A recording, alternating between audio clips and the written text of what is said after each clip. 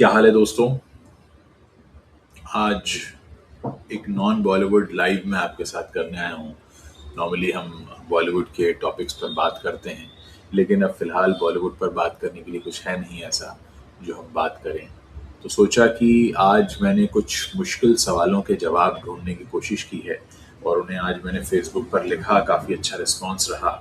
तो सोचा कि चलिए आप लोगों से उन्हीं सवाल जवाब के बारे में बात करते हैं जो ज़िंदगी के बारे में मैंने लिखे। और मैं आपको ये भी बताना चाहता हूँ कि मेरे अष्टावक्र गीता वाले वीडियोस पसंद किए जा रहे हैं, जिनको मैंने अपलोड किया है मेरे फेसबुक पर और यूट्यूब पर जो त्रिवेदी टॉक्स चैनल है। तो अगर आपने नहीं देखा हो तो वहाँ जाकर ज़रूर देखें। हमने आज कुछ मुश्किल सवालों के अ, जवाब ढूँढने की कोशिश की और उस बारे में हम आपको बताएँगे। ये एक अच्छा तरीका है आपके जीवन में कुछ नया देने का, क्योंकि अगर प्रश्न ऐसा हो कि भई हम सिर्फ़ क्या एक ही सब्जेक्ट पे बात करेंगे, एंटरटेनमेंट या बॉलीवुड, उसके अलावा भी बातें हो सकती हैं। तो एक जो आज मैंने फ़ेसबुक पर लिखा वो मैं आपको पढ़ के बता रहा हूँ, फिर आप लोग मुझसे सवाल भी पूछ सकते हैं। एक सवाल बहुत पूछा जाता है कि अच्छे इंसान को ही सबसे ज़्यादा दुःख क्यों मिलता है? क्यों मिलता है? क्या आपने अपने मन में कभी ये सवाल पूछा है? मैंने आज इसका उत्तर तलाशा और आज मैंने सुबह-सुबह फ़ेसबुक पर जो लिखा पहले आपको पढ़कर बताता हूँ, फिर आप उससे जुड़े सवाल मुझसे पूछ सकते हैं। मैंने लिखा कि क्यों अच्छे इंसान को ही सबसे ज़्यादा दुःख मिलता है, ये सवाल आपने भी सोचा होगा। सच ये है कि आग सोने को ही तपाती है, लोहे को नहीं। जो इंसान संवेदनशील है, जो सच बोलता है, जो दूसरों का दर्द महसूस करता है, वही सबसे पहले चोट भी खाता है। क्योंकि वही सबसे ज़्यादा महसूस करने की क्षमता रखता है। बुरा इंसान तो पहले ही मोटी चमड़ी ओढ़ चुका होता है, उसे फ़र्क ही नहीं पड़ता, लेकिन अच्छाई कोई कमज़ोरी नहीं, एक परीक्षा है। जो टूटकर भी अपना अच्छापन नहीं छोड़ता, वही असली जीत हासिल करता है। दुःख आपकी परीक्षा है, आपकी सज़ा नहीं। अब इस बात को समझिए आपकी अ, कहीं न कहीं हाँ, तो बिल्कुल सही लिखा है। Good evening Vishwajeet Gupta ji. KBC में लाइव देखते हुए आप मुझे केबीसी में देख पा रहे हैं, मैं तो केबीसी में नहीं। खैर, एक सवाल और आता है जो बहुत सारे हमारे लोग पूछते हैं कि भगवान आपको अकेला क्यों कर देते हैं। बहुत सारे लोग सवाल पूछते हैं कि भगवान आपको अकेला क्यों कर देते हैं। तो इस पर मैंने आज अपने फेसबुक में कुछ लिखा था जो मैं अपने सभी दर्शकों को बताना चाहूँगा। भगवान आपको अकेला क्यों कर देते हैं, कभी सोचा है इस पर? जब तक भीड़ आपके साथ होती है, आप अपनी असली ताकत कभी नहीं पहचान पाते। अकेलापन कोई सजा नहीं है, ये भगवान का दिया हुआ वो कमरा है जहाँ आप खुद से मिलते हैं, बिना किसी नकाब के। जो रिश्ते, जो सहारे आपसे छूट जाते हैं, वो इसीलिए छूटते हैं ताकि आप उस एक सहारे को पहचान सकें जो आपसे कभी नहीं छूटता। वो है आपकी अपनी आत्मा और आपका खुद पर भरोसा। जो लोग अकेलेपन से डरकर टूट जाते हैं, वो हार जाते हैं, और जो अकेलेपन को गले लगा लेते हैं, वो संभल जाते हैं। अकेला करना छोड़ना नहीं, तैयार करना जैसा है। इसलिए अगर आप भी अकेले हैं तो आप ये मानकर चलिए कि ऊपर वाला आपको तैयार कर रहा है किसी बेहतर कल के लिए। हमारे कुछ दर्शक जो कमेंट कर रहे हैं उनको भी हम स्क्रीन पर जगह देते हैं। दर्शन सूर्यवंशी, विश्वजीत एस जी गुप्ता, पंकज कुमार, जिज्ञासा। आज मैंने आपका 10 वीडियो देखा, गजब लगा। 10 वीडियो देखे आपने, thank you. Good evening Ujjwal ji, very nice topic, will be listening. Thank you Romila ji, good evening. अच्छा, एक और सवाल आता है कि पैसा कमाते हैं पर रुकता नहीं। मतलब पैसा तो सभी कमाते हैं, पैसा ना कमाता हो ऐसा कोई शख्स नहीं, लेकिन शिकायत ये होती है लोग पैसा कमाते हैं लेकिन हाथ में रुकता नहीं है। ये जो दर्द है ये हर घर की कहानी है। तो मैंने इस पर लिखा, जो मैंने समझा है अपनी समझ से आपको बता रहा हूँ।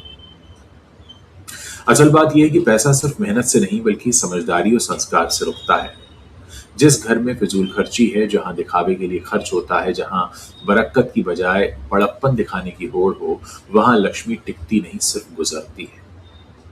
पैसा वहाँ रुकता है जहाँ अनुशासन है, जहाँ शुक्रगुज़ारी है, जहाँ बड़ों का सम्मान है, ज़रूरतमंद की मदद है। कमाना एक कला है, लेकिन रोकना एक तपस्या है। जब तक आदतें नहीं बदलेंगी, बैंक बैलेंस चाहे जितना भी हो, खाली हाथ ही महसूस होगा। हम लोग अक्सर अपनी आदतें नहीं बदलते और इसलिए फिर दुःख उठाते हैं। मोहन तिवारी लिख रहे हैं, सर ओवरथिंकिंग की वीडियो ने मुझे अंदर तक हिला दिया। Thank you Mohan Tiwari. तो दुनिया भर में बहुत सारे लोग जो हिंदी समझते हैं वो हमारे वीडियोस देख रहे हैं, मेरी किताब भी पढ़ रहे हैं और बहुत से लोगों के जीवन में अंतर महसूस हो रहा है। तो मैं इस बारे में यहाँ बात करने आया हूँ। मंजीत सर पूछ रहे हैं, आपको क्या लगता है टॉक्सिक ब्लॉकबस्टर होगी? मुझे ट्रेलर तो अच्छा लगा है, बाकी तो क्या होगी, मैं कोई पंडित या भविष्यवाणी करने वाला नहीं हूँ। और हमारे इस समय फेसबुक और यूट्यूब के दर्शक एक साथ जुड़े हुए हैं यहाँ पर, ये अच्छी बात है। अब हम आगे चलते हैं और एक सवाल हमने और पूछा कि हमें दुख क्यों मिलता है? इससे सब परेशान है कि हमें दुख क्यों मिल रहा है। तो हमें दुख क्यों मिलता है, ये सवाल हर इंसान की जिंदगी में कभी ना कभी आता है। बहुत से लोग तो रोजाना ये सवाल पूछते हैं कि हमें दुख क्यों मिलता है। सच ये है कि दुख कोई सजा नहीं है, ये एक शिक्षक है, बस उसकी भाषा थोड़ी सी कड़वी है। सुख में इंसान सोता है, दुख में ही जागता है, खुद को पहचानता है, अपनों को पहचानता है। जो दुख आपको आज तोड़ रहा है वही कल आपकी सबसे बड़ी ताकत बनेगा, बशर्ते आप उससे भागे नहीं, उसे समझें। पेड़ जितनी गहरी जड़ें जमीन में उतारता है ना, उतनी ही ऊंची शाखाएं आकाश में भी फैलाता है। दुख जड़ों को गहरा करने का काम करता है, उसे कोसिए मत, इससे सीखिए। ये जो जीवन रूपी क्लासरूम है, इसमें जो आपका एडमिशन हुआ है, इसमें जो दुख आते हैं, चैलेंजेस आते हैं, आपके टीचर्स हैं, आपको सिखाने आते हैं। अब एक बात जो सबसे गहरे दर्द की कही गई है कि सबसे गहरा दर्द क्या है। देखिए, सबसे गहरा दर्द वो होता है जो अपने लोग देते हैं, क्योंकि बाहर वाले से कोई इतना दर्द नहीं मिलता, क्योंकि अजनबी से हमें कोई उम्मीद भी नहीं होती, लेकिन अपनों पे हमें भरोसा होता है। वही भरोसा जब टूटता है तो सबसे ज्यादा तकलीफ देता है। सच यही है कि रिश्ते खून से नहीं बल्कि नीयत से बनते हैं। जो अपना कहलाकर भी दर्द देता रहे वो सिर्फ रिश्ते का नाम ढो रहा है, रिश्ता निभा नहीं रहा है। इसका मतलब ये नहीं कि आप सबसे दूरी बना लें, बल्कि इसका मतलब ये है कि आप अपनी अहमियत खुद तय करें। जो आपकी कदर नहीं करता उसे अपनी कीमत मत बताइए, बस दूरी बना लीजिए खामोशी से। सोचिए, सवाल कीजिए और जागते रहिए। हमारी दर्शक हैं जिज्ञासा, वो लिख रही हैं, ये वर्टिकल यूट्यूब पर जुड़ी हैं, लिख रही हैं, लक्ष्मी के दो रूप हैं, प्रामाणिकता से आती सुलक्ष्मी, अप्रामाणिकता से आती कुलक्ष्मी, सुलक्ष्मी टिकती है। तारक पांडे लिख रहे हैं, I love how you are always sharing your knowledge and experience with us. It's really helping me improve my streaming skills. Thank you, Tarak. Aruna Upadhyay लिख रही हैं, बिल्कुल सही बात बता रहे हैं, एक अच्छा मार्गदर्शन करते हैं, आभार। आभार अरुणा जी। और एपी कौशल, टू मच रियलिटी Vaishali D, sir ji online होंगे जी? जी हाँ, मैं इस फिलहाल तो ऑनलाइन ही हूँ। एक और बात आती है कि कुछ लोग बहुत कम मेहनत करते हैं और कम मेहनत में बहुत सारा पैसा वो कमा लेते हैं। अब कुछ होते हैं जो बरसों की मेहनत के बाद भी खाली हाथ रह जाते हैं। अब ये कंपैरिजन आता है, एक शख्स ने बहुत कम काम किया, बहुत सा पैसा कमा लिया, एक ने बहुत कम काम किया, उसने बहुत अच्छा पैसा कमा लिया। सच ये दोस्तों की मेहनत सिर्फ पैसे की गारंटी नहीं देती, दिशा की जरूरत भी होनी चाहिए। मतलब आपका सही दिशा में दिमाग होना चाहिए। कुछ लोगों का वक्त देर से आता है, कुछ लोगों का भाग्य जल्दी जागता है। इसमें उनका प्रारब्ध का भी हाथ है कि उनके पिछले जन्म के कर्म कैसे रहे। कुछ लोगों की स्ट्रैटेजी अलग होती है, लेकिन इतना यकीन मानिए कि की गई मेहनत बेकार नहीं जाती, भले ही वो थोड़ा सा देरी से आए, लेकिन उसका फल आपको मिलता है। तो उससे सीख मिलती है, उसका फल मिलता है। जो श्रम आप कर रहे हैं वो बेकार नहीं जाएगा। धैर्य रखना जरूरी है, कई बार दिशा बदलना भी जरूरी होती है।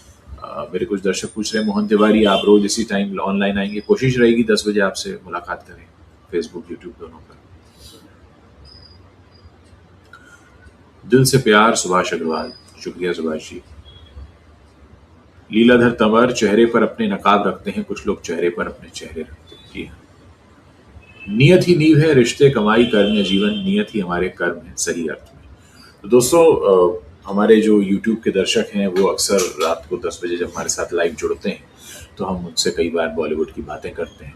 लेकिन अब हमने रियलाइज़ किया है कि बॉलीवुड की बातें करते करते कुछ मीनिंगफुल हाथ में नहीं आता और अक्सर और तरह की दिक्कतें शुरू हो जाती हैं जिनका जिक्र मैं यहाँ अभी नहीं कर सकता।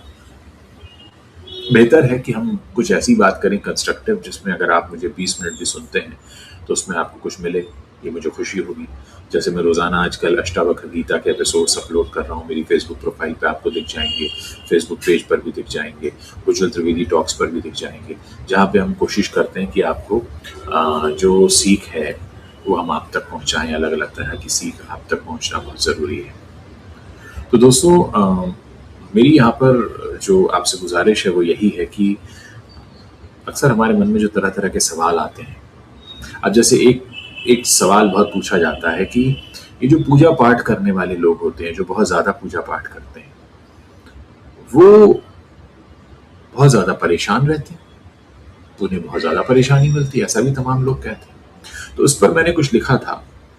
मैंने लिखा कि सच ये है कि जो इंसान भगवान के करीब है वो जिंदगी से भागता नहीं बल्कि जिंदगी को पूरी गहराई से महसूस करता है। दुख सबको मिलता है, फर्क सिर्फ इतना है कि पूजा पाठ करने वाला इंसान उसे दबाता नहीं, स्वीकार करता है।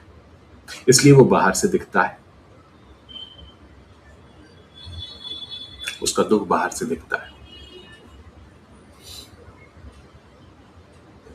और जो इंसान भक्ति में डूबा है वो संवेदनशील भी हो जाता है।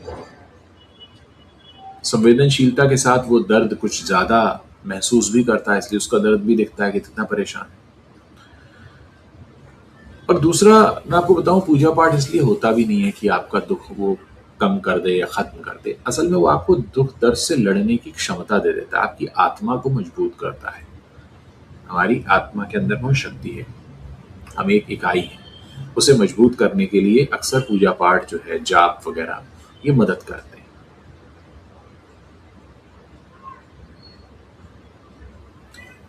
जैसे अभी ग्रहण होगा तो लोग कहेंगे साहब जाप कीजिए। कल रात इस समय जो हम बात कर रहे हैं, इस समय ग्रहण चल रहा होगा तो लोग कहेंगे जी बात करिए, जाप करिए, आप जाप करिए।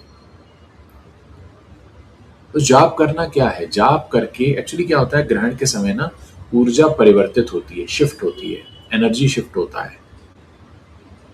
ज्योतिष में कहते हैं कि सूर्य और चंद्र दोनों कमजोर होने लगते हैं, वीक होने लगते हैं। तो इस वीकनेस के समय हमारी आत्मा पर जो प्रभाव पड़ता है उसको कम करने के लिए, यूँ कह लीजिए कि उसको डाइवर्ट करने के लिए हम जाप करते हैं। लेकिन कल तो बहुत अच्छा होगा, आप सब लोग सो रहे होंगे, क्योंकि रात में 9 बज के कुछ मिनट पे शुरू होगा, सुबह 4 बजे खत्म होगा। आमतौर पे सोने का टाइम है, तो सोते सोते निकल जाएगा ग्रहण। तो दोस्तों, कई बार ऐसी चीज़ों के बारे में बात करना बहुत ज़रूरी होता है। आज मैंने अपने फेसबुक पर तमाम चीज़ें लिखी हैं, आप लोग जो जुड़े हुए हैं वो जाकर देख सकते हैं। एक और एक और बात है यहाँ पर कि जो सच बोलने वाला व्यक्ति है वो अक्सर अकेला पड़ जाता है, क्योंकि इस ज़माने में, ये तो मेरा अपना व्यक्तिगत अनुभव आपको बता देता हूँ, जर्नलिस्ट रहा हूँ, इसलिए बड़ी प्रैक्टिकल बात बोलने जा रहा हूँ, उसको नोट कर लीजिएगा। आप जहाँ भी रहते हो, जो भी काम करते हो, अगर आपको सच बोलने का शौक है तो आपके पास एक वकील होना चाहिए। या तो वो मुफ्त में आपका केस लड़े, या आपके पास इतने पैसे हों कि आप उस वकील को पैसे दे सकें।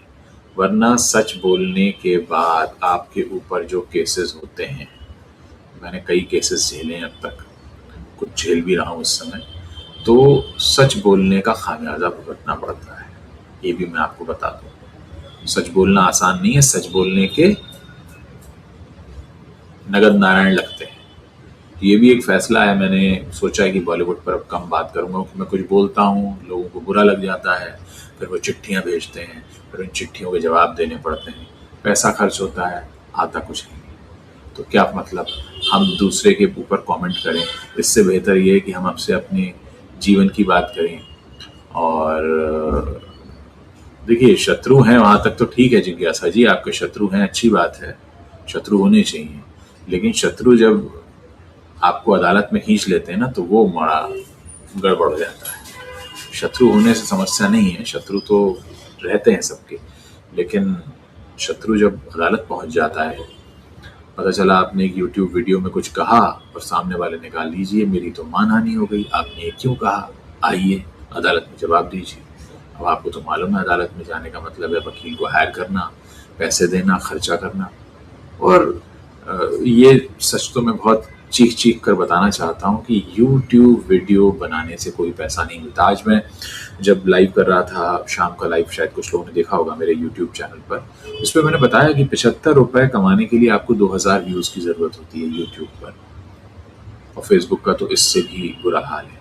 तो जहाँ आपको 2000 व्यूज़ चाहिए 75 रुपए कमाने के लिए, वहाँ आपकी किसी ने एक बात पकड़ी और बोला साहब हमारी तो मानहानि हो गई, या आपने किसी को कुछ कह दिया तो अरे साहब, और यहाँ पे मैं अपशब्दों की बात नहीं कर रहा हूँ, लोगों को बुरा लग जाता है, बुरा लग जाता था हमारे बारे में ऐसे क्यों बात कर ली आपने, ऐसे गर्दन क्यों टेढ़ी की थी हमारे सामने बात करते समय। तो इस पर तमाम चीज़ें हो जाती हैं। ट्रेंडिंग वाइब का एक क्वेश्चन है, पूछिए। ठीक है, ट्रेंडिंग वाइब का क्वेश्चन आने दीजिए, तब तक मैं अपनी बात बताता हूँ। तो बेहतर ये है दोस्तों कि मैंने ये निर्णय लिया कि मेरे जीवन में बहुत कुछ ऐसा है जिसके बारे में बात करके आपको सीख दे सकता हूँ, तो क्यों ना मैं मेरे बारे में बात करूँ, क्यों ना मैं उन चीज़ों के बारे में बात करूँ। पीछे कई किताबें आपको रखी दिख रही हैं, किताबें बहुत हैं, इनके बारे में बात कर सकते हैं, तमाम चीज़ें हैं। सर ये सेलिब्रिटीज़ के बारे में मैंने बात करना छोड़ दिया है, तो अगर आप सेलिब्रिटीज़ के बारे में कोई भी सवाल पूछेंगे तो मैं उसका जवाब नहीं दूंगा, या किसी पॉलिटिकल फिगर के बारे में सवाल पूछेंगे तो मैं उसका जवाब नहीं दूंगा। मैंने कहा ना, लोगों को बातें बुरी, आप मुझसे मेरे बारे में पूछ सकते हैं, मेरे जीवन के बारे में पूछ सकते हैं, उसमें भी मैं बहुत लिमिटेड ही जवाब दे सकता हूँ। तो आपने सत्य कहा, सोच सच बोलने वाला दुखी रहता आखिर क्यों। मैंने आपको बताया ना, सच सच बोलने वाला अकेला पड़ जाता है। सच को झेलने की जो ताकत है ना, वो सब में होती नहीं है। झूठ लोगों को वही सुनाता है जो वो सुनना चाहते हैं, तो लोग झूठ के आसपास जो हैं जुटने लगते हैं। लेकिन जब आप सच बोलेंगे तो आपसे कोई प्रभावित नहीं होगा, क्योंकि अरे या तो आप ऐसी बात करते हैं। सविता वर्मा हमारी बहुत पुरानी दर्शक हैं, लगातार हमारे साथ जुड़ती हैं, इस समय यूट्यूब पर जुड़ी हुई हैं। वो लिख रही हैं, फ्रॉम जर्मनी, उज्जवल जी नमस्कार, आप सही कह रहे हैं, सच बोलना बड़ा कठिन होता है, सच स्वीकार करना उससे भी ज़्यादा कठिन। और इसके ऊपर की बात मैं बोल देता हूँ, जब सच बोलने के लिए आपको अदालत में खींच लिया जाए ना, तो यकीन मानिए बहुत ही कठिन हो जाता है। फिर तो जेब के पैसे भी जाने लगते हैं सिर्फ ये कहने के लिए कि मैं सच बोल रहा हूँ। मतलब आप सच बोल रहे हैं ये बोलने के लिए भी आपको पैसे खर्च करने पड़ते हैं। झूठ बोलना तो बस छोड़ ही दीजिए। तो है, हमारे कई सारे दर्शक हैं जो शेयर कर रहे हैं अपना अपना दुख दर्द, मैं को यहाँ पे शेयर कर रहा हूँ।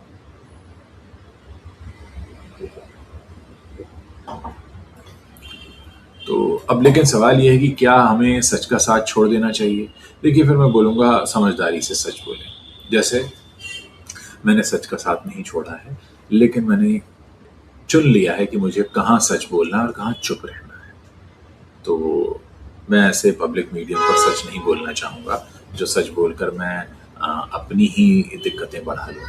तो उसमें बेहतर ये है कि मैं वो बात करूँ जो जिसमें मुझे किसी से परमिशन लेने की ज़रूरत नहीं है, जो मेरे बारे में है या मेरे अपने अनुभवों के बारे में है या उन चीज़ों के बारे में है जिन्हें मैं खुद समझ सकता हूँ। तो जो भी लोग हमारे बॉलीवुड चैनल पर आते हैं बॉलीवुड की गॉसिप सुनने, तो उन्हें तो बड़ी निराशा हाथ लगने वाली है भाई। और आप लोग को छोड़ छाड़ के जाना हो तो जा सकते हैं, मैं आपको रोकूंगा भी नहीं, क्योंकि मैं बॉलीवुड के रिव्यूज़ तो कर सकता हूँ, कुछ फिल्में देखूंगा, शोज़ देखूंगा तो आपको बता दूंगा, लेकिन गॉसिपिंग और कौन किसके साथ सो रहा है, कौन किसके साथ अफेयर रख रहा है, ये तमाम बातें तो आप मेरे से नहीं सुन पाएंगे, क्योंकि लोगों को तमाम चीज़ें बुरी लगती हैं। और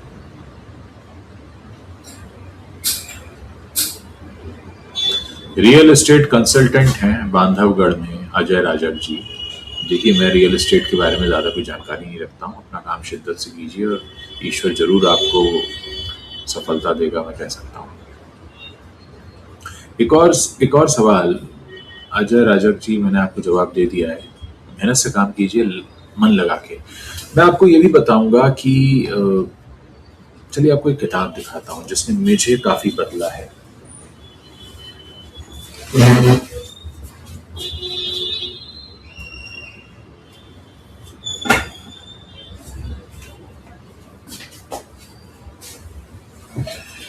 दोस्तों ये किताब है laws of the spirit world. ये हिंदी में भी है, खुर्शीद भावनगरी जी इसकी राइटर हैं, अब इस दुनिया में नहीं है। ये इसको नोट कर लीजिए आप, laws of the spirit world. इस किताब में क्या लिखा है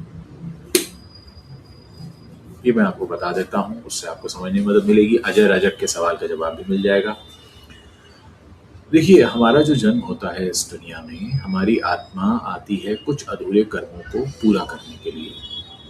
वो अधूरे कर्म हमारे सामने आते हैं नए नए चैलेंजेस के रूप में, नए नए दर्द के रूप में, और हमें उनसे सीखना होता है। तो ये तो आप भूल जाइए कि जीवन में आपको चैलेंज नहीं आएगा। सबके जीवन में चैलेंज आता है। चैलेंज का लेवल छोटा बड़ा हो सकता है, शक्ल सूरत अलग हो सकती है, और एक ही तरह के चैलेंज आपको बार बार आते रहेंगे जब तक कि आप उस चीज़ को सीख नहीं जाते पूरी तरह। जब आप उसको पूरी तरह सीख जाते हैं तो उसके बाद फिर आप आगे निकल पाते हैं। ये किताब यही बताती है, बाकी मैं कुछ नहीं बताऊंगा, आपका मज़ा ख़राब हो जाएगा। इस किताब को ज़रूर पढ़िए, मेरा रिकमेंडेशन है। इस किताब ने मुझे काफ़ी हद तक बदला है।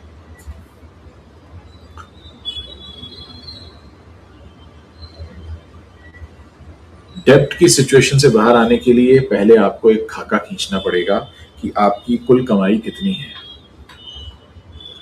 उस कमाई में से एक हिस्सा आपको मानना पड़ेगा कि वो हिस्सा नहीं है, और उसको आप धीरे धीरे, अगर आप 100 रुपया कमाते हैं तो मान लीजिए कि आप 80 रुपया ही कमाते हैं। ये जो 20 रुपया है इसको आप धीरे धीरे अपने डेप्ट को चुकाने में शुरू कीजिए। अपनी इनकम को थोड़ा कम मानिए, जितना है उससे 20% कम मानिए। मुझे नहीं मालूम आपके ऊपर कितना कर्जा है, लेकिन ये जो जो मेरा तरीका मैं आपको बता रहा हूँ, जिस तरीके से मैं इसको हैंडल करता हूँ।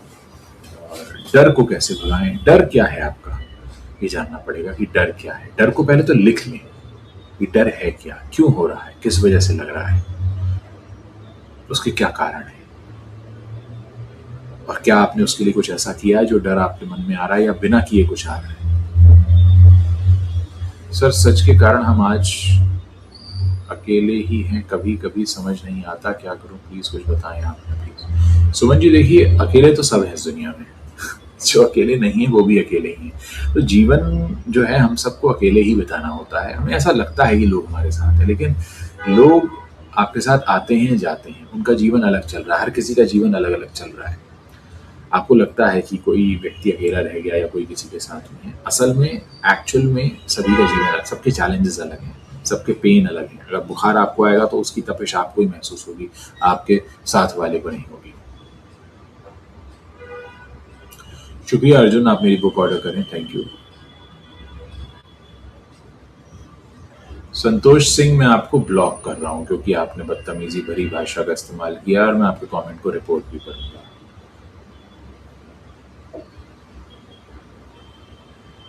किसी भी बिजनेस को स्टार्ट करने से डर लगता है, पहले रिसर्च कीजिए।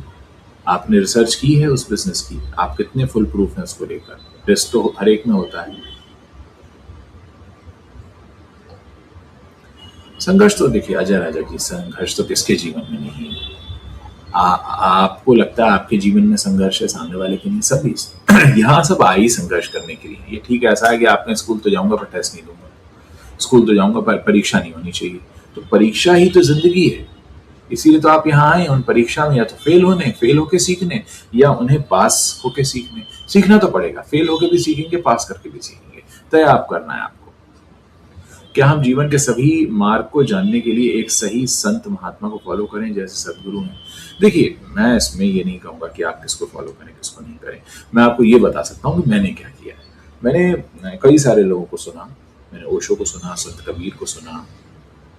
मेनली मुझे ये दो लोग, एंड गुरु नानक जी को भी, उनकी भी सीख और कहानियाँ मैंने पढ़ी हैं। मुझे इन 3 लोगों से दिशा मिलती है।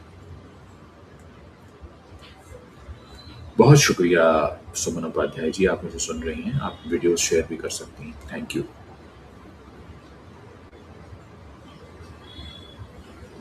जी हाँ अर्जुन, में आप मुझे बताइएगा जब आपको मेरी बुक मिल जाए। देखिए, बिजनेस में ग्रोथ, मैं कोई बिजनेस स्पेशलिस्ट नहीं हूँ, लेकिन मुझे इतना पता है कि कोई भी काम सूक्ष्मता से अध्ययन करके ही शुरू करना चाहिए। यानी आप पहले ये देखिए कि आप कोई रिसर्च कर चुके हैं जिस बिजनेस को आपको शुरू करना है, क्या आपने उसकी रिसर्च की है। अगर आपने रिसर्च नहीं की है तो आपको नुकसान हो सकता है, इसलिए पहले आप उसकी रिसर्च कीजिए, पढ़ाई कीजिए। एक एक करके, कहते हैं ना, एक एक ईंट से घर बनता है, एकदम से घर नहीं बन जाता है। कोई भी चीज़ खड़ी होती है वो स्टेप बाय स्टेप होती है। हर कदम को पूरा कीजिए, जल्दबाजी मत कीजिए, यही कह सकता हूँ। चैट जीपीटी कितना रिलायबल है? मैं भी गैस स्टेशन का बिजनेस स्टार्ट करना चाहता हूँ। इस दुनिया में अगर कोई रिलायबल है तो वो आप है, सिर्फ आप। ये चीजें सब सपोर्ट सिस्टम है। किसी पर पूरा गिर मत जाइए कि तू ही करा दे मेरा काम, नहीं होता, आपको खुद करना पड़ेगा। रिसर्च लीजिएगा लेकिन करिए खुद। सर मैं आपके साथ क्वेश्चन आंसर में ज्वाइन करना चाहता हूँ। मेरा मन उतावला रहा है। मैं वेस्ट बंगाल से। गहरी सांसें लीजिए, मेडिटेशन कीजिए। इस जिंदगी में आपको जो मिलना है वो पहले से तय है, लेकिन मेहनत का हिस्सा आपको पूरा करना पड़ेगा। इसलिए उतावले होने की जरूरत नहीं है, मेहनत करने की जरूरत है। जो आपको मिलना है वो पहले से तय है, लेकिन उसके लिए परिश्रम आपको करना है पूरा। ये नहीं कि पहले से तय है तो मैं सो जाता हूँ, नहीं, मेहनत करनी है।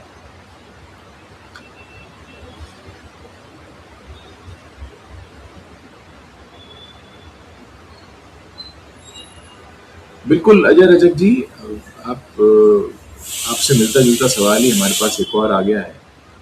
संतोष बूरा का है, विचलित मन को कैसे काबू पाया जा सकता है? मेडिटेशन के थ्रू। बहुत गहरी सांस लेनी है आपको और शांत मन से बैठना है। इस जीवन में आप कुछ भी पालें, आपको एक दिन सब कुछ यहाँ छोड़कर जाना है, ये आप समझ लीजिए।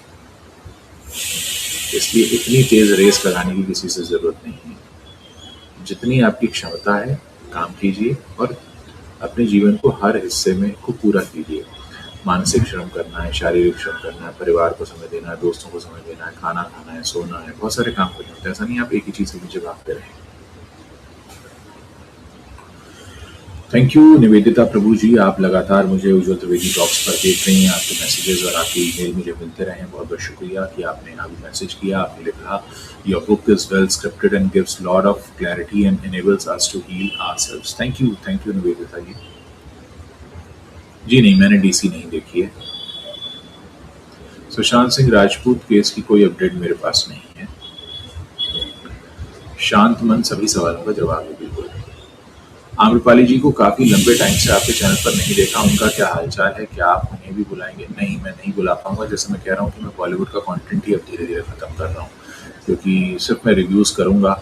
आप में से जो लोग भी बॉलीवुड की गॉसिप वगैरह देखना चाहते हैं, वो उनको मैं निराश करने वाला हूँ, क्योंकि मैं वो नहीं करने वाला। तो बॉलीवुड की गॉसिप वगैरह तो नहीं हो पाएगा।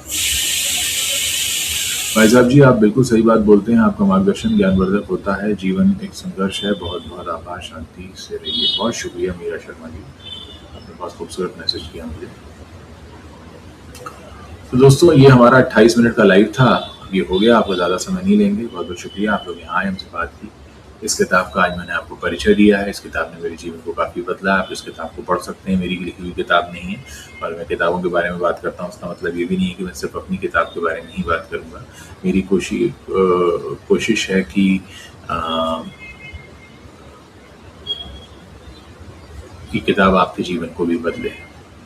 तो बहुत बहुत शुक्रिया आप सभी लोगों का। थैंक यू, धन्यवाद।